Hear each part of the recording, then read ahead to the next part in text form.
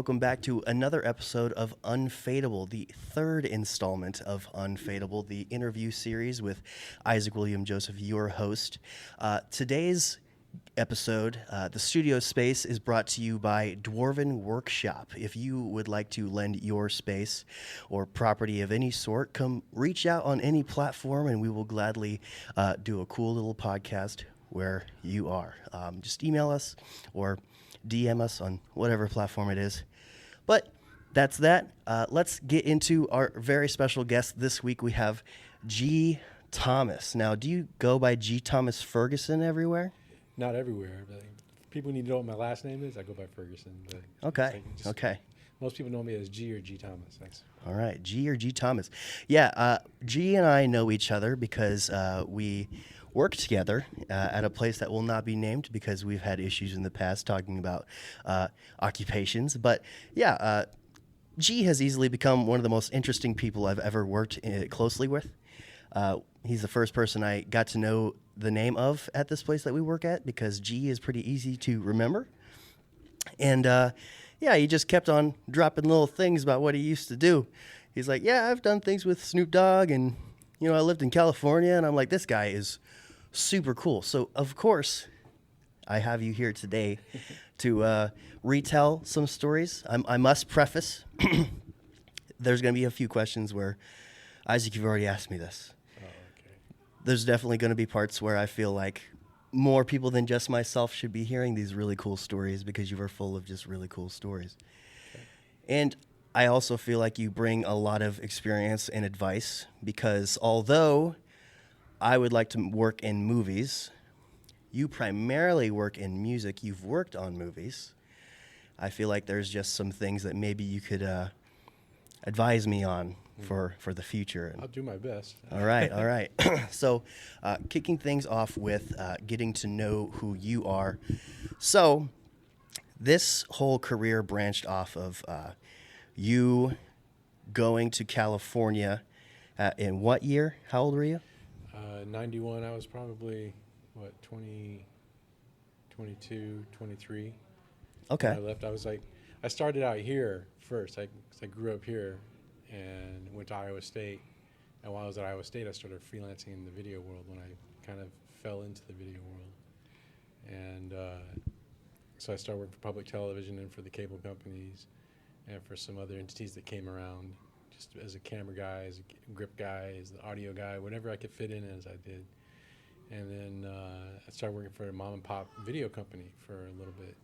And we did like corporate video. So the stuff that, I sometimes see at these presentations was the kind of videos we were making, but they didn't have these kind of presentations back then. You watched them in a meeting or something.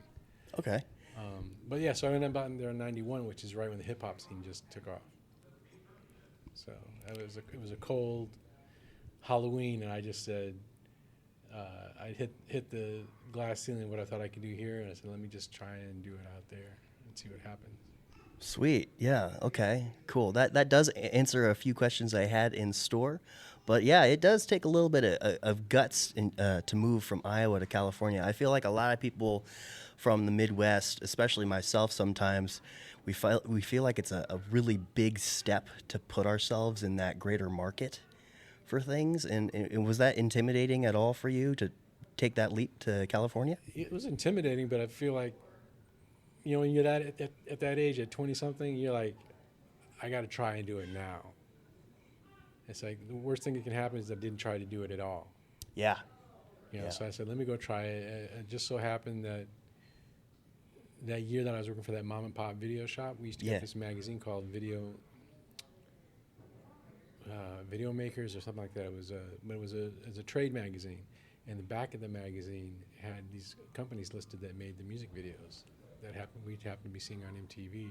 And so I was able to get this list of companies, and when I got out to LA, I started hitting, knocking on the doors and trying to get on as a PA. Okay.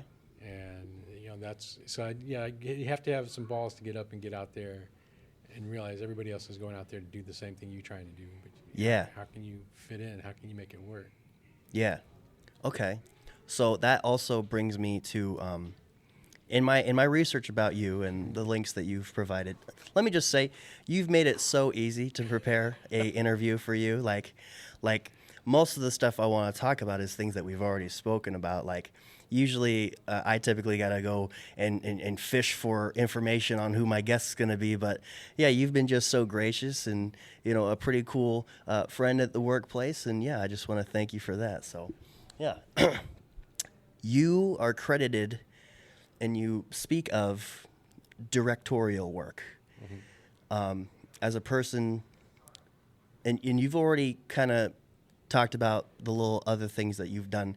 As a person who claims to be a future director, I definitely have my preferences in what I want to be masterful in the great scheme of directing. What are some of your specialties besides directing when it comes to putting together the projects that you've put together? Editing, producing, shooting. I guess I'd say lighting too, but there's also a lot of audio production Yeah. work. And that just came from doing music all the way through college and high school and college. And the video work actually was an extension of wanting to do music. Because when I started taking video classes and video things, I realized that's the same equipment that I need to use to make music with. And so I always figured, if anything, I can always still do my music with the equipment that we have from the video side of it. And so that's how I kind of got into it. Matter of fact, one of the first jobs I got that made me switch over into TV and film fully is I ended up getting an internship at Northwestern Bell Corporate Television. Okay. Which was in Omaha at the time. Yeah, what do those guys do mostly? At the time, it was literally just corporate video stuff, but it turned out I was going to the interview for a computer science job. Okay. So that's what they thought I was going for. As they were interviewing me, the lady who was interviewing me noticed, like, oh, I see, it looks like you're involved in music and other stuff and everything too, and you've been taking some radio classes and stuff. It's like, there's a 24-track recording studio in the video department. I was like, and it's a management training position? I'll take that one. I'll take that one. So I spent my evenings messing around in the 24-track studio and the daytime doing the regular day job. But the day job got me a lot of other freelance jobs when I got back to back to Iowa. Okay, so you said that was in Omaha? That was in Omaha. How old were you for all that? That was junior year college. So how old would that be? Shoot, 'cause I was kind of late in high school. I was like 18 coming out of high school. So Yeah. I was So 21, just turned 21. So all right. So like this was back then. There was no online classes, correct? No. So you drove from Ames to Omaha quite often? Is that No, it? I actually lived in Omaha. It was for the summer. It was a management training position for the summer. I had to get a small apartment, and I lived there for the whole summer and worked there just as a management trainee. And it was just cool. I got full 8 credits for the whole thing, too. Nice. It's like my advisor let me get the credits for it, and I was like, cool, because I learned a hell of a lot more doing that stuff during that summer. And just got... I guess that's where I started really getting my balls. That's when I started really feeling, believing that there's some things I could do, that I was just going to have to just do it and keep trying to do it. Yeah, you feel like there's some merit in your resume at that point, yeah. I felt like it. It's still, it's still light. That was before I had the full-time gig, at the little mom and pop video shop, which is, I landed that job because I was supposed to get a job as a cameraman at public television. And the guy who used to be my TA at Iowa State was working at this little mom and pop shop as a producer, editor, director, and he was going to go to Farm Bureau to head up their whole. They have their own whole corporate video division they were making, so they're making a whole studio and everything. So he was going to do that. He said, "Gee, you ought to come to this place because you'll get to shoot and direct, and edit and write, and probably even do music and stuff." Which is, all that stuff did end up happening. So I ended up starting doing music scores for some of the pieces, and I ended up shooting and writing and directing and stuff. All right. It was a fun little job. It got me going, though. And it also got me feeling more confident in what I was going to be able to do. And I probably never would have seen those magazines that tell me about these companies that did the music videos. Because me and my boy, we used to sit, when the guy ended up getting the job at public television, we used to sit downtown at Court Avenue. There used to be a place called the French Quarter, and we used to be drinking and watching MTV and BET music videos. I was like, man, it would be fun to be working on that stuff. Okay, so the jump from doing stuff in Omaha to then graduating, I assume, right? Mhm. And then it's California, right? Was Death Row Records the majority of what you would call your career in California, or No. were there some other things that you would definitely love to credit Oh in your time God, there? there's a lot of things. Death Row is just one of the things I fell into early on. I mean, some of the earliest stuff I did was some documentaries on South Central and the riots and that Fear of a Black Hat film. Yeah. Um, and I actually worked on the music videos and editing the music videos, editing the thing, and also second AD on some of the filming of it too. It was a weird job. It was, everybody was doing everything, and a lot of people on that show came from all these different places. You know, some people came off of Living Color. Okay. You know, it's like because the community, the black film production community was very small. It was like just after Hollywood Shuffle came out, which was Robert Townsend's movie. So all these people were coming out of that whole network and out of Spike Lee's little thing that he had been doing. And so all these people were just finally stepping up and getting a chance. And I just happened to fall out there at that time and stepped into the right people with me having the right experience. The advantage was I started here shooting and directing, editing corporate video. So when I got out there, they realized, oh, you've done a bunch of stuff. And I say, yeah, but I want to be a PA. I want to see what everybody else does. So I started out as a PA so I could see how all the different departments work, how the camera department worked, how the audio department worked, how the production department worked, how the production design department worked, how production coordinators handled things. It was just, it wasn't like here. You see how here works. It's like, when somebody says a mom and pop shop, they ain't joking. Yeah. It's mom and pop and a few other people helping do things. And nobody's ever really compartmentalized like you do in the real world. So I don't know what happened. It was the first job I got on. I was only there for like maybe about 2 weeks. I was literally driving the car to go to those locations I said that were in the back of that Yeah, magazine. yeah. I think we talked about it a little bit at work where you just went around to these places that you knew of and you're like, can I get a job? Here's my resume. Can I get on one of these shoots? What's going on? And I was after a couple of weeks, I was going down through Hollywood and I was driving away from a facility and I saw a brother and two sisters walking out of a production area, and I said, well, maybe I should see what's up. So I did a U-turn and stopped and talked to them. And they told me what they were going to work on. And I said, well, yeah, can I get on board as a PA? It's like, well, we can't really do that right now, but if you come by tomorrow, we can probably see if we can get somebody to put you on board because the people will be here to make those decisions. So, and after hitting the road for like 2-3 weeks, I was kind of like, yeah, really, this isn't going to happen. So I almost didn't get up and do it. And the next morning I got up and said, it's worth a try. Went down there. I got down there. One of the PAs hadn't showed up, so I got to his position. And it was one of the first videos that Michael Bivins, when he started his record label, the guy from Belle Biv DeVoe, he started his own record label. It was the first artist he was doing. Oh, yeah? And so I ended up having to do that. And it was just my eyes were everywhere. It's like the craziest part is it was like 70 girls who was extras. Oh, really? And my job was to wrangle the girls as the extras. That's a lot of extras to wrangle. A lot of extras.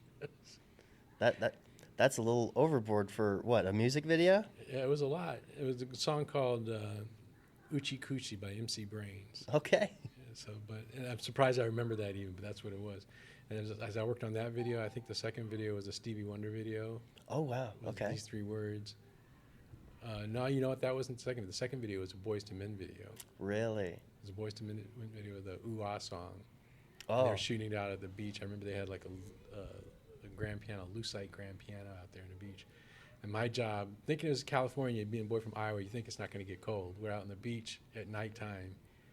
It gets cold. Yeah, that's seawater in the air. And my job was to keep people walking that bike path you see going along the beach. Yeah. So we had to keep. My job was to lock off one side of the beach where the lights were at, where one light was set up, so that people wouldn't come through that way. Was that Venice Beach? That was Venice Beach. I play enough GTA. I know exactly what you're talking about. Yeah. But it was cold, and I was like, that was how you get started. You just end up doing jobs like that, and you find out how everybody else works. And a lot of people I became really good friends with on that team. And it turned out the production company, it's still a lot of serendipity because the production company I ended up hooking up with, it's a production company somebody here told me about when I went on a Winnebago shoot for RFD TV. Okay. I was freelancing on that shoot. And I can't remember what job I was doing, but one of the producers had come out of D.C. with another producer and said, "Oh, you ought to hook up with this company called," and I couldn't remember the name of it. It was Classic Concept. I couldn't remember the name by the time I got to L.A. But said, "You ought to hook up with them. They're doing like a lot of hip hop videos and stuff." And it just turned out that company that I did the U-turn with to go and try and catch up to, those people were working for Classic Concepts. Oh, okay. And that's where people like Little X and Hype Williams and a bunch of other directors came out of that. But Lionel Martin, he was like the main director for the company. He did like all these videos you saw come out, like, of course, R. Kelly, Keith Sweat, Silk, all those R&B hits that were coming out back that time. He did the videos for, and Boyz II Men especially. But it was like that was the first time I learned how to see how the whole thing worked, where you'd see, okay, what are we shooting on set, and how is it lit? How do you get it to make it look like SI when we get on BET and MTV? And he would let me go to the film to tape transfer session, and I could see how they transfer the film, so I could see how do they get those color looks. And then I realized, oh, that's not all out just the shooting. There's a lot of tricks going on in post production. Yeah. So yeah, it was just my path was like bobbing and weaving and just ending up in the right little places at the time. So eventually I ended up at Death Row. I was there when Death Row, before it was Death Row. Oh, really? So I was shooting press kits for people. So I was like the third camera usually on the press kits, because I was shooting a little Canon L1. Okay. Which have like somebody had handed to me to shoot a batting practice with Darryl Strawberry one day. And I found out while I was messing with the camera, there was a button where you could switch the frame rate so that the shutter rate was at like a 1/30th of a second. Okay. And as soon as you did that, it would make it doesn't do like what the cameras do now when you do 1/30th. It made it start looking like film. So it looked like you're shooting Super 8 film on DV tape. Really? And then everybody saw that stuff, and they're like, "Oh, this is the guy you got to call to shoot that stuff." So I ended up shooting a lot of stuff like that, and that led into me shooting behind scenes on things. So even the company that I ended up PAing with and working all those things, I ended up being the guy shooting for BET behind the scenes on one of their videos. Oh, really? That's pretty big. Yeah. Yeah, it just everything kind of snowballed all crazy. If I tried to tell you the chronology of it, I couldn't. That's okay. That's what happens when you have a really awesome experience. It just took off. I mean, because I even did like the original opening. Do you ever see a TV show called All That? I think so, actually. That's where Keenan started it. Keenan Kell and Amanda Bynes and all those people came out of that. I know those two people. Yeah.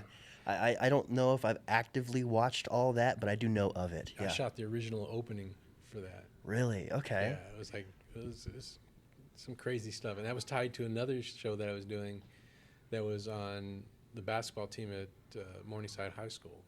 So I ended up shooting a whole documentary from like following the basketball team for the whole year. Okay. And that led into the same company that was doing that as the company that did All That, and Keenan Kell and all those shows. So, something I've learned even early in my career, and it's what it sounds like for you, is it's really big on timing and where you land and where your career is gonna go. It seems like being able to make documentaries was a really big favor to you in your career, and for me personally, growing up where documentaries were only played in school, you're like, oh, that's boring stuff. What do you have to say for the importance of people wanting to be in a industry like this and maybe trying out documentary style things? I think really the trick is to try and be flexible. Okay. You're trying to figure out how to play with the medium and use it, and not just mediums, because you're trying to use, especially now. Back then we had multiple mediums.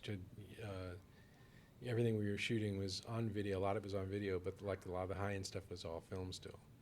And sometimes you'd say, we don't have the budget, so you shoot Super 8 or Super 16 or 16. And then if you got the money, you need 35 millimeter. And then that also worked out in the video and what kind of video camera you're going to use. Like right now, you guys deal with that too. It's like, what kind of cameras are we going to use? Yeah. Yeah. Like what kind of cameras are you using now? Yeah, so I do know that it is important to maybe have the same type of camera for both shots for us, because it's just, we're doing an interview. Well, while it's out of our budget, we're just going to have the better camera on our guest here, Well, yeah, and then sometimes it's not, and sometimes it's just the texture difference is kind of cool if you learn how to play with it. I'm trying to learn how to teach myself to go and like which is further along as I was thinking about what I'm going to talk to you about today, was where do I go with what I'm trying to do with all those. I realized my whole idea when I started, I was wanting to go out there. I didn't want to do videos for everybody else. I wanted to make movies. I wanted to be the person making the movies. And I kind of got sidetracked by the glamour of the music video. Yeah. It's like, I mean, literally, I was like, the press kits that got me in the door to shooting things like when Death Row Records first started. And so I was there to shoot the press kit when they brought Snoop in and they brought Daz and Corrupt and Nate Dogg and all these guys. And those are just a few of the guys. There was a lot more people that were part of Death Row when it started. And I was shooting those initial interviews with Dre and them about that.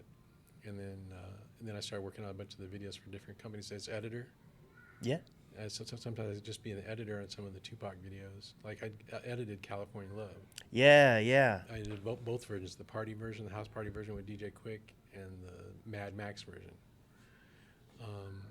But that I did a lot of that hands-on filmmaking stuff, opened the doors, and so the flexibility is, the thing with the documentary, and I got a friend who does a lot of documentaries now.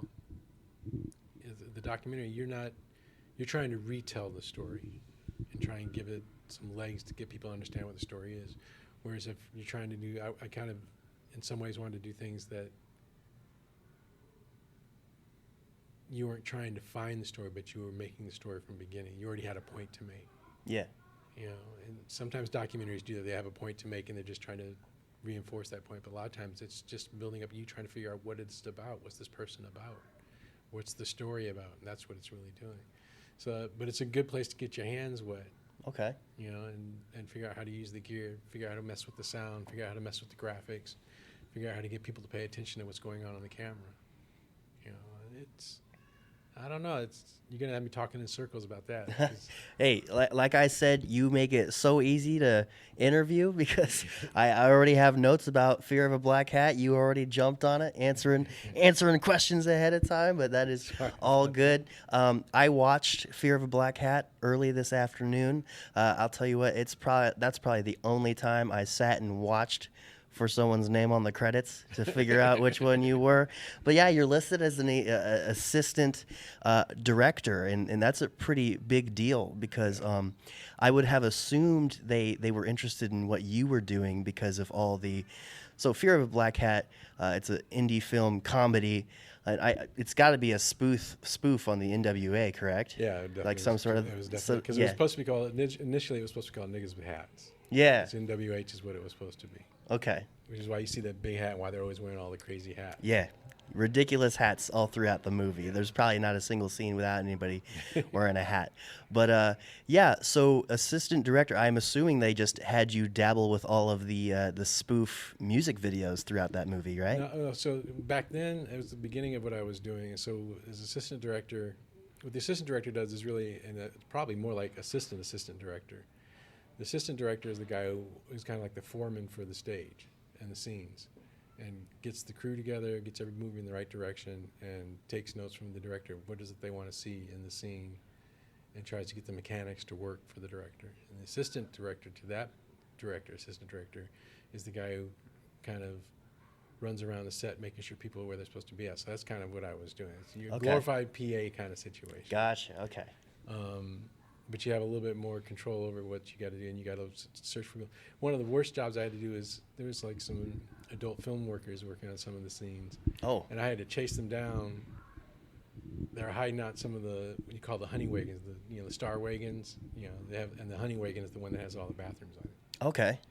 And Gotcha. they're apparently having fun servicing some of the other cast members and crew members. Yeah, that's a full-blown lifestyle in that occupation. Yeah, huh? so I had to go and chase them down and get them on. There was one song in there called Booty Juice. There is a My song. job was to double check the body makeup on everybody. Oh, really? Yeah. That must have been... It was a crazy... Yeah. it was a crazy project. To be a young dude out of Iowa working on it was really crazy. And then because I was also an editor, I got pulled into working on editing the music videos. Okay. And conforming the music videos back to film. Because this, like I said, they're shooting film, but the music videos are shot on video. Okay. And edited on video. And then we had to go and recut that on the negative back to film so it could be made for the film, which is a whole nother process that I'd never really dealt with. It's like, okay, this is a job. I'd done, Steinbeck or Moviola type editing before, but only very briefly. And this is the first time we had to actually really do it, where you had like you hear them talk about the bins and the trims hanging off little hooks. Yeah, It was like that kind of editing. Yeah, I think I've said this to you before. I think about what you guys all had to do for the sake of editing. My video production teacher would talk about it back in the day. I do not envy any of that. It seems like a lot of tedious work. Maybe there's some merit to that whole process, but it is nice to be able to. There's some movies just shot on this iPhone. And yeah. The big difference was? What's that? When you're shooting film you're paying for it by the foot. Oh, okay. So especially if you're shooting 35 millimeter, you're paying for 1,000 feet of film. How many 1,000 feet of film are you going to roll? Well, it depends on how many frames per second you're shooting. So if I'm going to shoot a bunch of slow-mo at 60 frames a second, I'm going through it 3 times faster than at 24 frames a second. And not only that, the film has to get transferred to video so you can edit it. But it has to be transferred to video, to 2 different videos. It has to have one that's got a little time code window and it shows you where the audio is and which clip it is. So there'd be a time code for the actual reel and a time frame for the audio. And then you have another video that doesn't have that but matches the time code for the tape. So when you put it back together, you can put it together without the window burn of the time code on it. So you have the film you have to shoot, and you have the tape it's got to go to, and then you have the dubbing tape you're going to edit to, and then you have a VHS tape that's probably going to go to the client so they can see what the footage looked like. Yeah, that's... So when you're shooting, it's not like you don't think about how much space, other than you do have enough room on the card, and then I need to drop it off the card so I can fill the space up back again later on. You couldn't do that. You had to think about how much film you're shooting and how much you're going to have left over. Yeah, because that probably gets expensive real quick. Yeah, and so you start thinking about how many takes can I get? So you start breaking down the song. So instead of shooting the song all the way through, you say, I'm going to only shoot the first section of the song from here to here. I'll get like 4 or 5 takes of that. And then do the next section and break it down in 4 or 5 takes, because you'd run out of film. Yeah. But if not run out of film, you'd have to go buy more film at 1,000 feet, and it's 1,000 feet of film, 1,000 feet of processing, 1,000 feet it has to be transferred to those tapes, and then and not just process, it's also got to be transferred in a supervised color correction. Oh, okay. So you color correct it to look like you want it to look before you start editing, not like what you guys do now, where we shoot it first log, and then you color correct it as you're finishing it up. Mm-hmm. Say, no, you create those looks beforehand. If you had a lot of money, maybe you'd get a chance to go back, but usually you've blown your budget by that point that you couldn't go back to the film and transfer it. Yeah, I've always seen color grading as a post kind of thing. It is a post thing, but back then, in music videos, you'd shoot the film, it'd take it to the lab, and the next day after you got done from the lab, you go to the film to tape transfer. And nowadays, like when you're doing this TV show, you do a one light where it'd be unsupervised, and the telecine people would just transfer it over so you have something to work on. Okay. And then later on, you go back with those matched numbers, and you can recolor correct just the stuff that needs to be color corrected, not all of it. As a music video, you'd color correct all of it. So you'd create that was the time the director created the look. It was in the film to tape before you went to editing. So you decided the whole visual color palette there, and then you just edit it together. And then so when time get done, it was just assembling it back together in full online mode, full non-compressed mode. And see, that was the weird part for me. I saw compressed video before everybody else because I worked at Northwestern Bell Corporate Television. Okay. Which is where I first saw motion JPEG video. So that was like in summer '85. So by the time I got to LA in '91, I think the Avid had just come out maybe like in 90, 91, 92. But I had already seen what that video quality looked like. So when it came time for me to rough cut videos, when we had an Avid, I was used to seeing it all blocky. Like, when you see low res video. Yeah. That's how we would cut the video, so that you get it to fit on the drive space that you needed. Okay. So we didn't see it looking really good. We see it looking really crappy. So the best I'd see it would be in film to tape. Then we cut it up, and then you reassemble it, and that's the next time you'd see it looking good, is after you reassembled it with the master footage. Nice. But yeah, it's a different process than what we have to deal with right now. Very, very much so. Like, you've told a couple things right here today. I feel like you've you've trailblazed or been part of the trailblaze and a couple things like that from what you've shared. Um, yeah, so going back to maybe a month or two ago, Mm-hmm. I saw for the very first time Straight Outta Compton, and that was before we actually had a shift together. And I could not wait to tell you because I'm like, oh yeah, this is like what he did. So let's talk about it. And I do have a few questions. Like you had said, you worked with Tupac on the song California, and you were in the room for Dr. Dre when he left. Yeah, we'll put it this way. So we were cutting, when we did California Love, Hype Williams was directing that. He was also directing another video for a group called Immature, which you guys probably don't even, most people don't remember that group. But it was like a little R&B group. And so I was cutting that video while they're shooting California Love, but I had a behind the scenes team out there shooting behind the scenes on California Love. And I would go drive out there. We're shooting out in the desert, so I'd have to go out at nighttime and go check out, see what's going on, and talk with the director about that video, but also the edit that we were doing for the other video he shot the previous week. And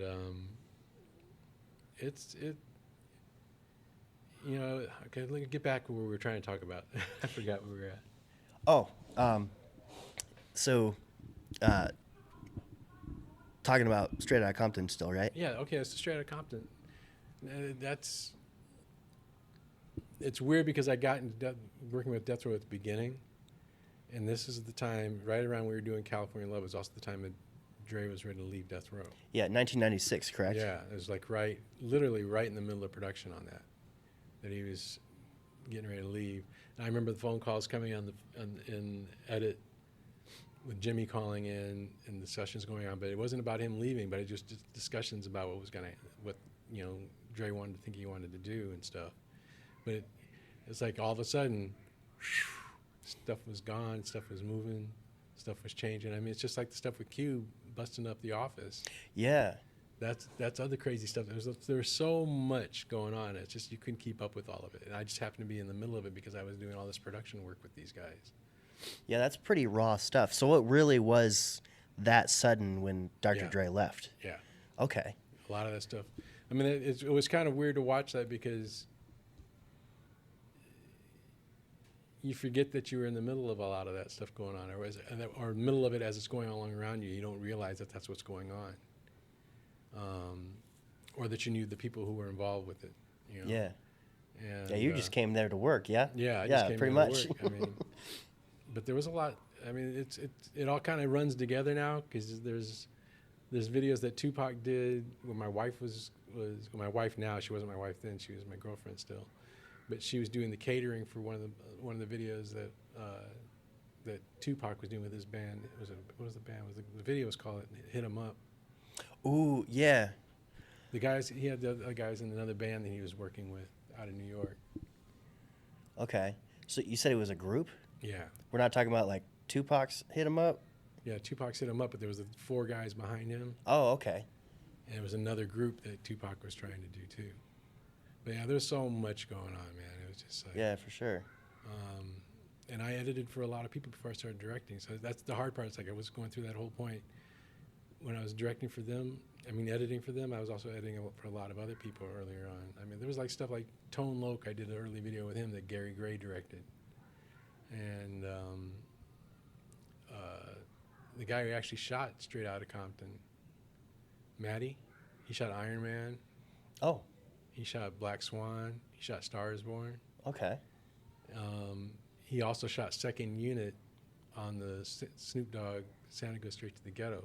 Oh, which is the one okay. I directed. Actually, I kind of sort of co-directed with Rashidi. We both kind of co-directed, and Rashidi did the pickup shots of all the little scenes out in the street, and I did the green screen shots and the performances shots in the studio. But that was, Matty was like Second Unit on that. I remember meeting Matty when he first got out of AFI. This is before he did the movie Pie. With Darren Aronofsky did a movie called Pie. I've personally never heard Yeah, of you Pie. probably, it's an early one, man. Is it It's an older movie or? It's an older movie. Yeah. Yeah, it's black and white. I think it had Adrian Brody was in it. I think starred in it. Okay. I think it was like one of the early things. It was one of Darren's first early movies, but Maddie shot a lot of the deer and stuff, like most of the movies he's done, like Noah. But he's been shooting a bunch of the big guy stuff because he did stuff for the guy who did Chef and Cowboys and Aliens. Why is his name? I know about Cowboys and Aliens. Yeah. You know who the director was that? I don't know the director. No. John Favreau. Oh yeah. Iron Man 2. Yeah, Iron Man 2. A surprising. He directed He's Elf. in Iron Man. Yeah. And Elf. Yeah. And I think he did. Didn't he do? Did he do that one with Will Ferrell too? Did the? Oh, Elf, not Elf. Elf. You said Yeah, Elf. Yeah, with an E. Yeah. Sorry if I As pronounced said, it yeah, Alf. he did, which was, and he's been doing all this crazy stuff, but it's like Maddie was involved in that. Like everybody used to like, what? So, but it's such a long time ago, man. But Yeah. there's a lot of cool stuff. But Death Row was a lot of stuff, man. It was because it wasn't just what Dre was doing. It was Daz and Corrupt. There's a lot of stuff I did with Daz and Corrupt. There's a lot of guys underneath that too, and that stuff kind of crossed ways with Priority Records because Cube had his stuff on Priority when he pulled away from NWA, and then there's stuff I still ended up doing for Ruthless. Yeah, Ruthless. Later on, like there's some other videos I did for some guys afterwards, and I can't remember everybody's videos because now I'm seeing them going by like the montage I want to make. I don't know if did you see the one reel of mine that's the 2000 director's reel? It's just like a montage, and then it goes a bunch of videos. Perhaps. But yeah, it was like that's how I kind of see the world as the montage. Yeah, I mean that's from everything you've told thus far and what we talk about at work. Like that's got to be a lot to take in, or even try to recall. Maybe even a fever dream level of things. Well, there's crazier things than that, which people don't see until they look at my IMDb. Like somebody, because Daniel was giving me a hard time about the IMDb, and it's like, well, it's because you got the music video stuff on there, and then I've got like a feature I edited for a gospel artist, which was a Christmas video. But then there's some stuff I shot for Playboy. I got stuck in the middle of shooting for Playboy, and there's some stuff that, and I don't know how IMDb stuff, the Playboy stuff ends up there, and you can't get rid of it. But it gets up there, and you can't get rid of it. But I saw a lot of crazy things from being an Iowa boy and getting to see the real world. And it's like you also get to see the real world and get to see the ugly parts of the real world, and you decide, maybe some of the stuff is the real world is actually back here. So once I had kids and I had family, then things took a kind of different turn. Yeah. You did tell me, like I once upon a time asked, so what made you come back to Iowa? Like it was such a party in California. The short answer was family. Is there a longer answer? Something more detailed? No, really. It's trying to take care of family. Yeah. Trying to make sure that everybody is safe and can expand what they're trying to do. So you can keep expanding what you're trying to do. And LA is a tenacity thing too. If you notice, you pay attention to a lot of the artists that make it, they're past their 30s when they really start to hit it. Yeah. Sometimes past their 40s when it really starts to hit. They're playing it like they're younger still, but they spent 20 years getting to the point that now they can do like what Jamie Foxx and these guys are doing because they've been around for a while. And I've got friends like that. The stuff's just taken off. But their personal lives don't necessarily always as fun as it. It's hard to run around that lifestyle in LA. Sure, yeah. Yes, and I grew up a very more of a humble life in Des Moines. Okay. So I wasn't into that Hollywood thing. So Yeah, not when flashy. I got out there, people would see me like this, and it's like they thought I was the PA, and I was like, "Oh, I'm the director on this one." And it's like I just wasn't into being that flashy about it. It's like I remember. It's like I was more interested in talking to my guys on the crew about equipment and stuff that we were doing, rather than talk to all the artists. Wanted to talk about all the flashy stuff they had. It's like, let's talk about you making the music. What do you guys do in the studio? That's the stuff I want to hear about. Like Coolio was trying to show me his Hummer that had all the secret compartments in it for everything. Well, that's just cool, man. But it's like, Sounds like a Coolio thing. Oh. But that's actually really what I really want to try and press here, because I have a friend that actually met you. His name is Marcellus. Okay. Yeah, you guys met at this church breakfast thing. Oh, okay. And he was told by another friend of mine, yeah, this guy worked with Tupac, blah blah blah, and it's like, that is super cool. all that is super interesting. We're still going to talk about stuff like that. But like what I really want to press on is that you yourself, you've done a lot of really cool things. You've gotten to say that you've accomplished all these other things, which is why this hit me maybe just hours before this interview. Dr. Dre left Death Row Records in 1996, but you did a commercial for him called Total Slaughter in 2014, which has to mean that you weren't just some guy on the crew back when you were working with Dr. Dre. Did Dr. Dre contact you to help him with that? And one of my buddies contacted me about that, who was working on, I mentioned his name earlier, Rashidi. Rashidi. You know, we started PAing together way back, early in the videos, back when it was LL Cool J and Daddy Kane videos and that time period of videos. Yeah.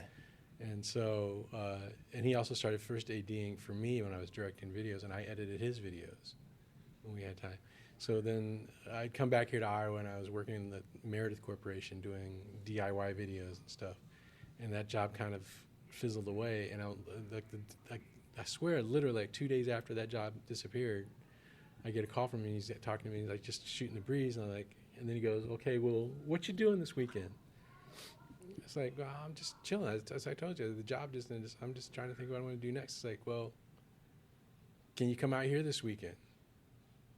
I say, "I can, but for what?" And then he says, we need to recut some stuff for the." It's like, "You remember that Coachella with Tupac hologram video? I shot a behind-the-scenes documentary on that, and we need to recut it for Dre." And it's like, "Well, would Dre be cool with it?" He's like, "Well, let's get you out here and let's see what happens." And Dre was cool with me, so we started doing it. We put that in a month. In the middle of that, I was there for 2 weeks. 2 weeks after I was there, cutting it on Dre's Final Cut system. Yeah. Which was crazy because this is when Apple was going through some changes. And everywhere, halfway through it, we're at the studio editing, and we get this call, and it's where Beats buys, and not Beats, Apple buys Beats. And so it was right in the middle of that, and it's like, okay, we have 2 more weeks, and they decide he doesn't want to work on that documentary anymore because he's got something bigger to do. Yeah. But Rashidi didn't give up. But like I said, it's about the tenacity thing. You have to keep staying in the game. I came back home, and it's just because I just didn't want to keep chasing around in L.A. the whole time. And it was a crazy time. L.A. went up and down many times. Sure, yeah. And so, but that spot came in the middle of editing those, because what happened is that Eminem wanted to do this. He had the Slaughterhouse. Mm-hmm. And that was his gig, and he wanted Dre to make a promo for it. And so we shot that promo outside the studio. I think it was outside the record plant. Which Dre Is this the same commercial that I'm talking about? Yeah. Yeah, he's in front of a couple cars in what looks like a parking garage. Yeah, it was outside the record plant. Okay. Which was weird because we went in there, that's where we interviewed, but we were going through there, and I'm seeing all the guys who were ghostwriting the music and beats and stuff for him, which is, like Dre would produce a lot of stuff, but he also has a lot of other guys producing stuff, and his job is to come in and strip it down to what makes sense, like 50 Cent's track or Eminem's track, it's like knowing which stuff to mute. And the other cool part about that is I hung out with Kendrick's engineer, mixed by Ali, because he was mixing like Kendrick. Kendrick? Yeah, Kendrick was recording his album in the same place I was editing the documentary. That is sick. So yeah, it was really, and the guys in Kendrick was actually in the video I was editing, but didn't look the same. Okay. As when he came in the studio. So when he came in the studio, we were listening. This is back when he did How to Pimp a Butterfly. Yeah. And so it was like all this jazz and crazy live music going on underneath it. So I would see them doing that stuff. I came in the sessions, listened to that, and it's like, wow, that's bad. Yeah, talking and stuff. And then Kendrick came in, and I was making some comments about him. All good. I didn't say anything bad about it, but then he left, and I go to Ali and his assistant engineer. It's like, who is that? It's like, that's Kendrick. And they just started laughing. First they started laughing, and they're like, that's Kendrick. It's like, why didn't you guys tell me before I started opening my mouth about what?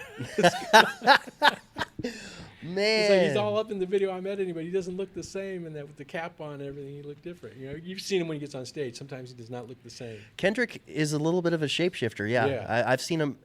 I've not been to one of his concerts, but I've seen concert footage, and then I've seen a plethora of music videos. And yeah, that he changes his hair up sometimes a little bit too much. But yeah, I am beyond jealous hearing that. Kendrick is my favorite rap artist ever, for sure. Oh wow, yeah, Yeah. it was crazy to be there when that stuff was going on. Yeah, because you have to think about this before all that happened. Like in the early 2000s, I ended up at a place Sony had called Screen Blast, Okay. and that's where Robot Chicken started at. Really? It was Screen Blast was before YouTube. Yeah. So Screen Blast was like was Sony's way of trying to test out the internet as an entertainment medium Okay. and as a streaming medium. So it's big. One of its big things is they had like an IRC channel for Dawson's Creek. So people, the internet relay channel where people will have conversations. It'd be like Twitter back in the day, where people would get together and socialize about Dawson's Creek. But then they also had Corgan had some animated special on it. Robot Chicken was called Sweet J's Badass. Okay. Fred Armisen had a thing there called The Fred Show. And he was actually the first person to get released when they finally decided to close shop because his last name began with an A. He was the first person. All right. He came running around the corner and said, "GG, what's happening, man? You ready to go? You ready to go?" And I kept waiting for the day to come to the end. I was like one of the 5 people that didn't get let go because I knew where all the video assets were. Wow. So I had to stick on board. And I was like ready to go. Man. I didn't know he was going to blow up to like what he ended up blowing up to. Well, you sticking around obviously shows that you're a very dependable man, though, in your work. Yeah. What is it like working with Dr. Dre? Is he kind of like a tedious guy? Is he like very punctual, stuff like that? He's not tedious. He's very. He knows what he wants. He knows what he wants to try and get to where he's trying to get with it, and because he's been able to work the way he is and the people he has around him, he doesn't have to like do it the old school way, but he remembers the old school way he used to have to work. Where all you had was the turntables and recording, and simply doing it. So he understands that aspect of it, but he understands the big business of it now more so than most people understand. Yeah. And even when I was working with him, I didn't get all the stuff that he was seeing. It's like, why are we doing this? If we're going to spend this kind of money, why don't we just do a film? Yeah. So if we're going to spend $300,000 on a music video, we could just do a whole film, couldn't we? And I think just now people are starting to catch on to that. But he was trying to see bigger in terms of the stuff that he was trying to do. Like he was trying to get it's just like what Michael was doing. It's like you're trying to get the entertainment medium to reach up to what it could be, and that's what had been trying to do. I mean, when he started Aftermath, that's what he was trying to do, and he kind of went a direction that everybody didn't get at first. Mm-hmm.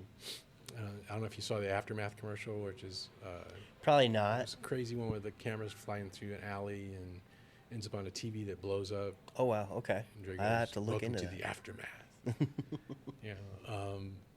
But it was more of an R&B directed thing, less of a West Coast hip hop feeling thing. But it was somewhere he wanted to try, and he had to try and do it. And then at the same time, he got Eminem. Eminem kept him going. The Game kept him going. 50 Cent kept him going. He'd always find somebody who could help carry the banner that next level where he's going, because you can't always be the person up front carrying the banner. Of course, he always had Snoop. Yeah. But even Snoop, when Dre left Snoop, Snoop ended up over at No Limit for a while with Master P. So that's when you saw the video Woof. That was actually a Master P labeled thing. Which is how he ended up performing with Mystical and those 2 guys who were in that video. But yeah, it was everybody they get their legs and they go the direction they got to go, and they just do it. But Dre is very directed in what he's trying to do. He just managed to keep going.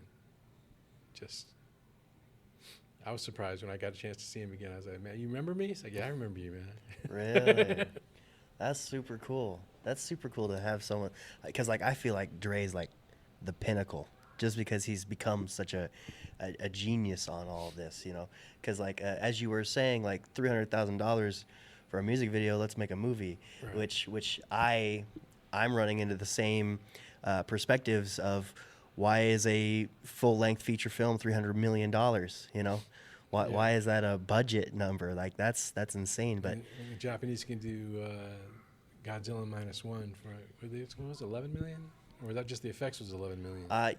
yeah, I think 11 million or 15 million, something like that. It's crazy low though. Yeah, either way, it was a number where it's like, well, I'd like 15 million for my own short films, you know. But yeah, a lot of people gave props to Godzilla -1 because it proved that you could still make a great movie with not hundreds of millions of dollars. I don't know why any movie costs that much, but I guess it's some research that I need to make. That movie and Everything All at Once or something like that. Everything Everywhere All at Once. Yeah. That was another one that did the same thing. It's like basically their effects crew was like 5 people, I think.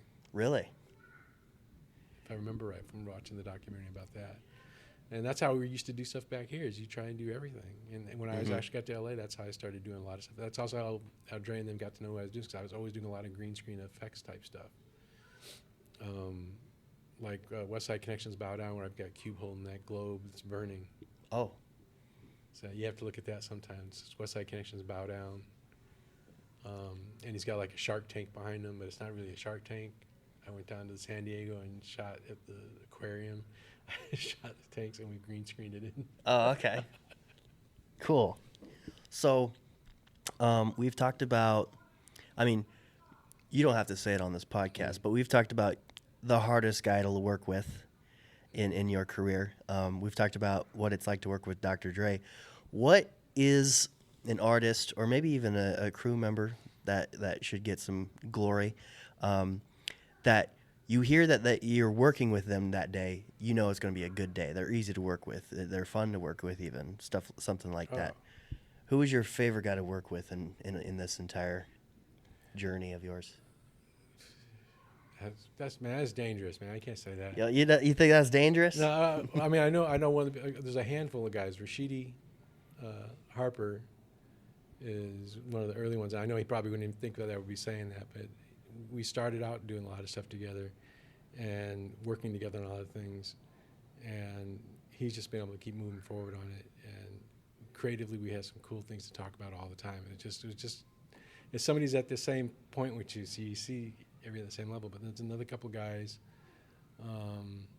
that I work with that I got to know them as when they were like grips and electrics. Okay. And them being DPs and gaffers and stuff eventually. Because I'm into the technology of how we're going to light things and do things. So there's some guys I really got along with that I wanted to work with more. And some guys I never got to, but one guy's name was Bobby Aris. And we're still really good friends. There's like a few of us that are just still tight friends, even though I haven't really seen people like in like 15 years now, you know. But we still like ring each other up, and like Bobby's daughter actually came to town, road managing for Chappelle Roan. Okay. At Val Air. Yeah. And so I hooked up with her, and he called me up. It's like when I tried to get there to go catch up to her. He's like catches me in my garage, like, "Gee, what's up, man?" It's like, "I see you gonna go see my daughter." It's like, "Yeah, I'm gonna go check her out." So we just keep in touch like that. But nice. Those are two names. I mean, there's so many other names though. There's guys who I just was fun to have them on set, you know, and they weren't anybody big. It's like I guess when I was a PA, they reminded me when I was a PA. There's this kid named Chris Henderson. I still wonder what happened to him. I haven't seen him in a long time. He shows up in some behind-the-scenes stuff, and my wife every now and then comes in some photos, and there's people that pop up in the photos. But those, Bobby and Rashidi are two of the ones. Who else?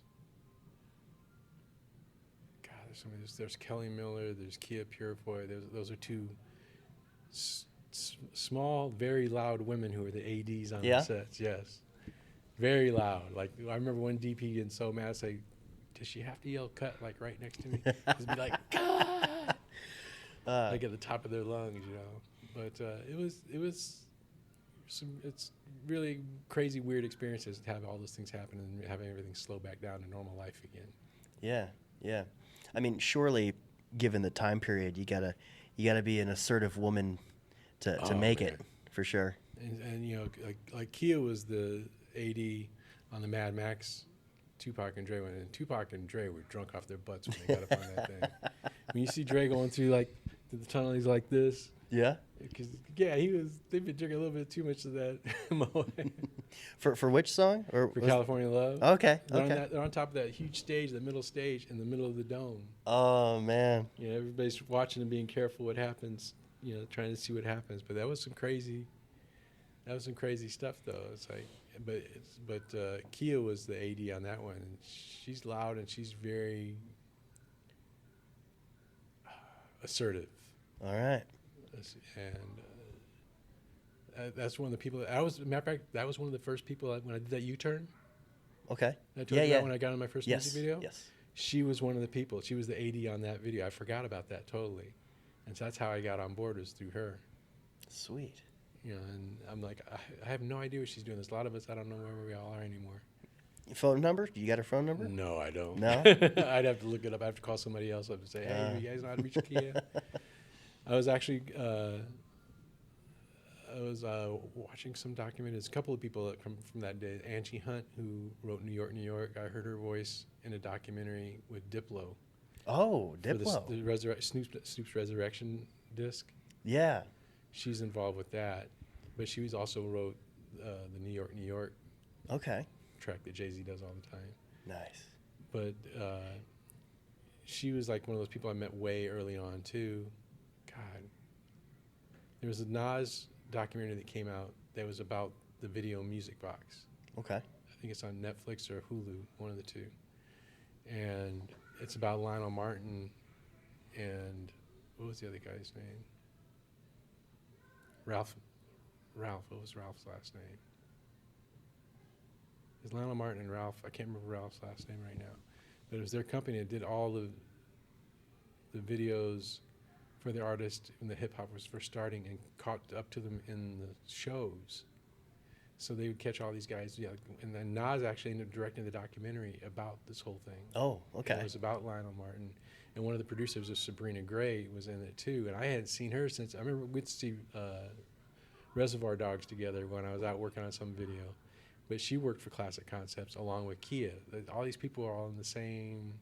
Yeah. Yeah, it's like, I just happened, like you said, I fell into like the right spot at the right time with having the right skills to be able to jump ship to different ships in the game. Yeah. You know, it was, but man, Knowing all the right people. knowing all the right people and trying to keep your wits about you and not trying to be too big about yourself. Yeah. As I know at times that probably I was too big about myself at points. I know that. And your ego gets to the you know, you're around people after a while, it just gets to you. Or people keep stomping on you and you get tired of it, you blow up, you know. But a lot of it is just trying to be good because they're all trying to get to where you're trying to get to. True. And they'll help you get where you're trying to get to if you help them get where they're trying Yeah. to get to. Okay. So this question is fully based off of the movie Straight Outta Compton. And you don't need to answer this question. Is Suge Knight actually a crazy person? Like, was he a toxic boss or anything like that? Was he a crazy person? Was he toxic? Suge. How do you describe Suge? He could be scary. He could at the same time not be. I saw him in so many different positions. I'm like somebody asked me, it's like, how did you do it? I was like, I'm one of the few people who didn't get their butts beat. So I don't know how that happened, how I managed to slip away from that side of it, because I was at a lot of places where things could have gone sideways. Yeah. But you know, Suge he was doing what he could do with the guys he was doing with, and the way he could operate. You know, but I would hear crazy things from other sides of the business about how he was doing business in Vegas, how his business was being done in L.A. And you just had to just keep. That's why I just kept doing what I was doing and quit trying to worry about it too much. Yeah. But yeah, he was very demanding about what he was trying to do, and he didn't necessarily operate under normal modes of operation business. He operated in Suge's way of doing business, and Suge's way of doing business with people who were from the hood. But you know, he pulled off some amazing things. Yeah, for sure. It's like some of the craziest people pull off some amazing things. Yeah, that is true. Yeah. Cool. So let me think. Yes. So the point of unfadable, the definition of unfadable, that's what this podcast is incapable of being forgotten. And that's why I feel like you were perfect to be here. As you just said, Dr. Dre remembered you, you know. But also your name is on a lot of different cool projects coming out of the 90s. You know, my mom, she loves basically all the music that you helped work on, you know, and that's why I felt like it was appropriate to have you here. One thing we do here on the Unfadable podcast is we hit on you have to fail a couple times or face adversity, something that was hard in your journey. Now, both the NWH movie, Fear of a Black Hat, and Straight Outta Compton, it taps on. Now, you speak on this on whatever level you feel comfortable. Mm-hmm. They both tap on the extreme unfair racism that was in California in the 90s. Do you have any personal experiences or experiences that you saw of your friends or people that you knew? Just what was the landscape of that in the 90s? Oh. Is it dramatized in the movies, or is that pretty accurate stuff? I mean, it's pretty accurate. It's accurate from the sense that most of the jobs I got on was because it was people of color doing the jobs. Mm. So to try and get on the jobs that were not a job that a person of color was necessarily in charge of didn't necessarily mean you're going to get the chances to get the opportunity to work on some of those things. So that's why the community was so small at that time. It was all the same people trying to get a break in and people trying to help other people get a break in. And it also meant that there was only certain types of projects you would get to work on or the artist would get to work on. You know, there's artists who wanted to be in, you know, even Tupac wanted to be in different kinds of movies that he couldn't be in at first. And even eventually, he never got to get where he was really trying to get to. You know, he probably would today, you know, because everybody has moved up. Just watch Living Color. Who out of Living Color blew up? Yeah, Jim Carrey, right? Yeah, Jim Carrey blew up first. Then Jamie Foxx, but you know you didn't see Tommy Davidson didn't get to blow up as big as he was supposed to. They did some big things together too. Marlon's taken off, but Marlon's a special case. Yeah. So it was. I don't know. It felt like there was racism going on. It felt like it was more about being pigeonholed. Okay. You know, and racism has a tendency to pigeonhole people into thinking this is the box that you get to work in. You only get to work in. You don't get to work in this other box. So in that sense, I would say, yeah, that's what happens out there back at that time. I mean, it goes further back. It goes back to like in 87, 88. It would have been 88. Because when I was leaving Iowa State, I ended up making a documentary called Black by Popular Demand, because it was based on a T-shirt that all the black students were wearing that happened. And it's just trying to recognize. It's kind of like saying being woke. Yeah. It's yeah. Like just because saying Black by Popular Demand doesn't mean it's only black people. It's the concept of that we need to celebrate ourselves. Okay. Because the other side, the rest of the world wasn't celebrating us, what we could do. So coming out of that and being what it was like at Iowa State, when I started at Iowa State, there was 1,000 black students. By the time I graduated, it was like maybe 350. Oh. Because a lot of people flunked out or attritioned out. Because the school was just trying to get numbers in. They weren't necessarily trying to keep them. And so that same feeling, in some ways, probably carried with me. It still does, too. It's like and I shouldn't feel that way. Probably my music, because if you hear any of my music, it doesn't follow any normal path. Yeah. And back in the 80s and 90s, what I'm doing now was what I wanted to do then, but it didn't make any sense back then because the music was very. You think music's commercial now? It really felt commercial like in the late 80s, early 90s. It just didn't feel as organic. You know, hip hop took that when hip hop started hitting, then it became organic again, and then as it started becoming more hip hop. Yeah. It's gone away from being organic again. So now we're waiting for that new next movement of music that's got that feel. That's not, you know, lo-fi probably is the closest thing to having that feel right now. Okay. But you know, I'm kind of rambling, but that's... Oh, you're cool. You're cool. That you're about to segue into something, so you're good. Yeah.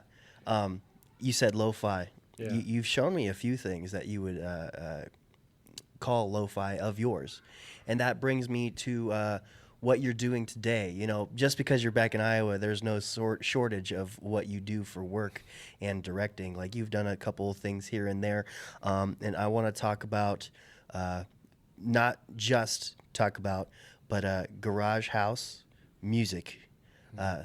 Did I say that right? No, it's Garage House Muse. Muse, yes, that's right. That is your YouTube channel, correct? Yeah. Yeah, and so you, where are we going with that? Here's where I was supposed to be going with it. Where Yes. I ended up with is going to be totally different. Initially, when I started doing it, what I wanted to do was do director commentaries on the music videos I directed. And Okay. edited. So that my kids knew the story of what happened behind these videos, how they come about, how did I come up with the ideas for them, how do we shoot them, what was the case. And I figured if I did the commentary, I didn't have to worry about the record labels shutting it down because I'd have the video resized and I'd be talking over it with my head over it. I've actually thought about doing Mystery Science 3000 where all you see is my silhouette and me talking about the video. Yeah. And from there, I started looking at all the old music that I had been making since like the 80s. And I started listening back to it, and I was like, well, wait a minute, maybe I should do, like, you know, some people put the vinyl up and they play the record, and it's just all you see is the record spinning and the vinyl, like, Yeah. listening to it. Maybe I need to take my mixtapes of my music that I had and the cassettes, and I'll play those and talk about those, and then resample, because now you can rebuild and reproduce your music easier, because now you can rip all your tracks back out of your stereo mix. You know, like using rip mix DAW and a bunch of it, like Moises and, you know, Serato and stuff will let you pull the acapellas out, Okay. things like that. So I actually did that already with one of my old songs from way back in the 80s. I took the vocals out and recomposed the whole music bed to it again. So now I'm thinking I can do that with these lo-fi tracks, put them up. So now it's become, Garage House Music has become this place where I want to just do what G does. Yeah. You know, and I've got to that point now. It's like, okay, now it's about marketing G Yes. and quit worrying about trying to do stuff for everybody else. Just do your stuff. It's like I've hit that stage now. I always wanted to have a place where I'd have, like, you know, have my edit bay, edit and music studio, and another studio space where I could play with the drummer and some other people, and then in my living room. And it's actually, that's how I live right now. It's like I've got 3 different performance spaces. And Nice. And I walk around. You haven't seen me do it. I walk around. Like, if I have to go to work sometimes, I'll have like a keyboard, mini keyboard I can play with my iPad. I've seen you do that. Yeah, on those days where we're basically just babysitting and sitting at a table. Yeah, I've seen you playing around. Yeah. And I actually took that, and I was trying to show a friend of mine out in California. He plays guitar a lot, and I was trying to get him to understand there's this program called Loopy Pro where he could play and then play against himself, like guitarists usually do with a little foot box, you know, or like you see Reggie Watts do with it. Reggie Watts and what's the other dude's name out of New York? He uses the same MC505. I couldn't help you. Sorry. Rebele, Mark Rebele. Okay. He does like this. He performs. He usually wears a robe. He did Coachella and stuff too. He usually wears Okay. a robe and his shorts, and he's DJing. He's making up music live like Reggie does. Really? Yeah. That's a skill right there. And so I saw what they were doing. I'm like, okay, I want to just do what I'm doing and put it out. And so what you saw in Garage House Music is the beginnings Yes. of me trying to just say, this is what I'm doing. Listen to it. If you like it, listen to it. And Nice. just roll with it, because it's. My wife loves my grooves. I love my grooves. Some of them, like, it's kind of weird. I try to find that, you know, it's like how hip hop guys do. You try to find that one groove, the simplest part of it, that if you can keep playing it, everybody wants to just keep hearing it and adding to it. And that's what I've been doing on the music. So that's what that site's about. It's supposed to be about me. Yes. Yes.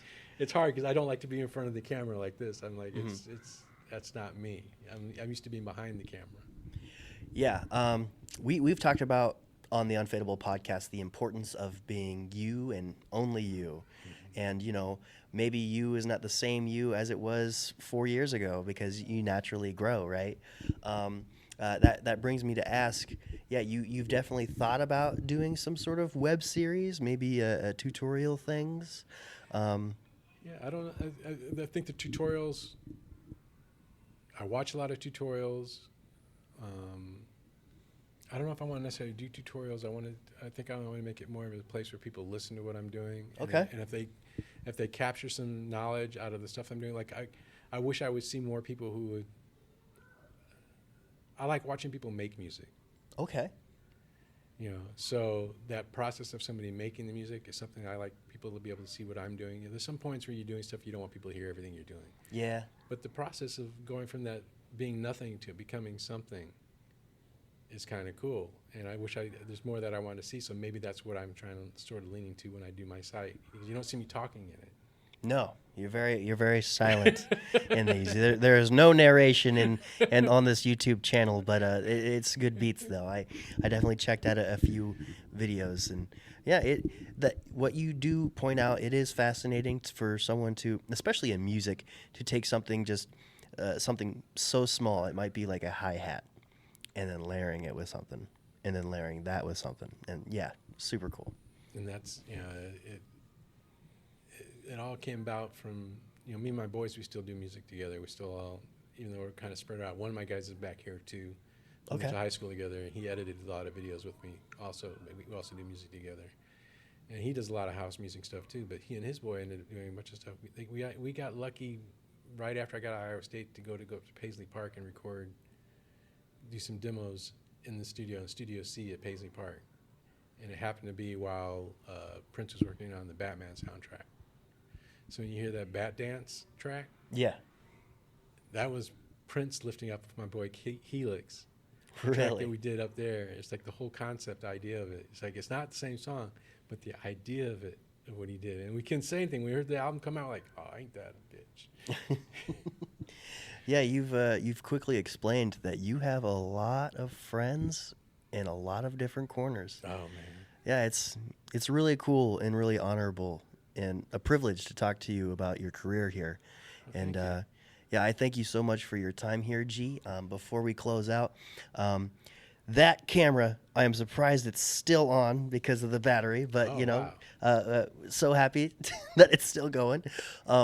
But G, to round out this interview, do you have any questions for me at all? Yeah. So what do you want to do? What do I want to do with this site?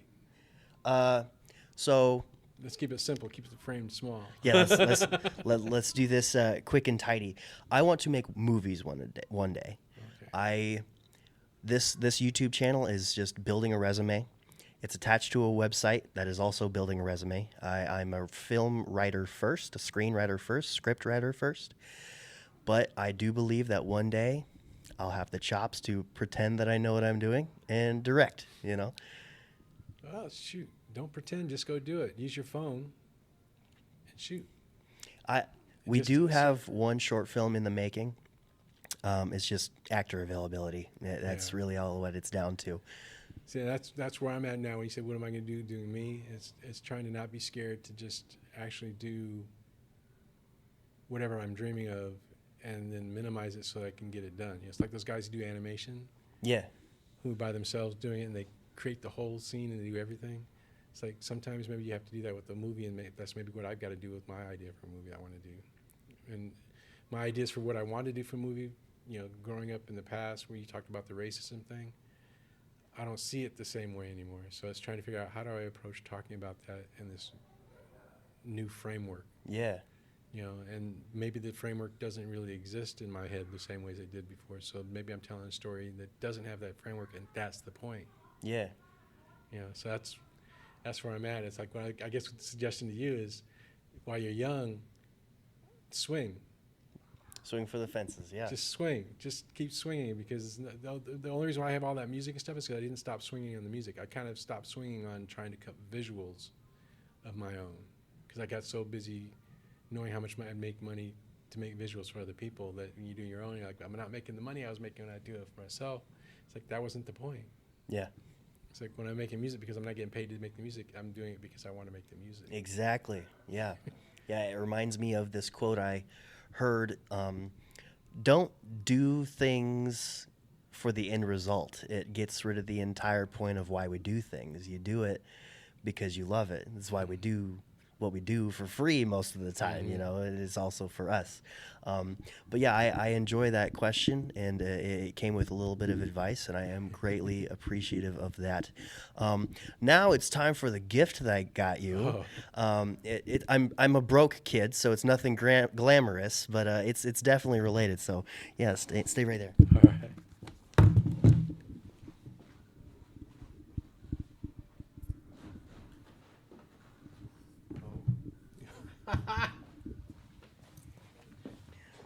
So that right there is what they call rap snacks, the official snack of hip hop. That's funny. Have you seen these before? I think I have. I wasn't paying attention to them. I remember my daughter talking about these. I don't know if the camera can see it or not. But. Yeah, go ahead, and I'll talk about it as you hold it up for the camera. But yeah, Rap Snacks, basically chips with that is looking like it's endorsed by all these different rap artists. You got a bag of Rick Ross, Nicki Minaj, Lil Baby, and Snoop Dogg. And yeah, I just couldn't help but think about, what do I get G? Because I want to start getting gifts for my guests. But yeah, did you see that Snoop Dogg was at WrestleMania this past weekend?